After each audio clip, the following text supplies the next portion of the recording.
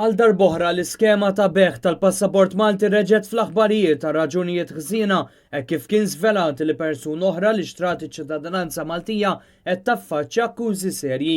Dan hekk kif Anatoli Khurjin mill-Iżrael huwa akkużat bi frodi fl-Istati Uniti u fl-Iżrael f'dak li kelliem tal-Partit Nazzjonalista Carol Aquilina iddeskriva bħala konferma ta' kemm id-deċiżjoni ta' Gvern Laburista li jbeħħ iċ-ċittadinanza Maltija qed tirvina r-reputazzjoni ta' pajjiżna.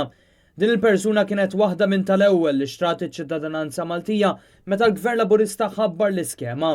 L-istess persuna xtrat ukoll ċittadinanza Maltija għal qraba tagħha u għal uliedhom.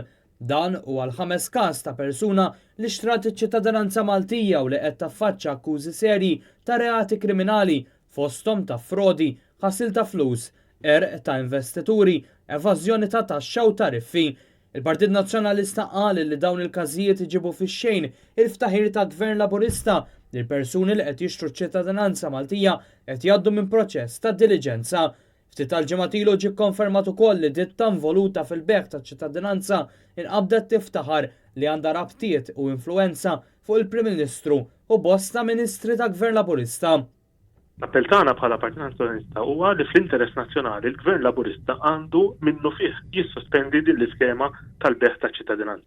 Il-Partit Nazzjonalista sa minn dejjem wissa li l-iskema ta' beħ taċ-ċittadinanza hija skema li tagħti isem ħażin lil pajjiżna u tirvina reputazzjoni tajba li pajjiżna rnexxielu jikseb fuq numru twil ta' snin.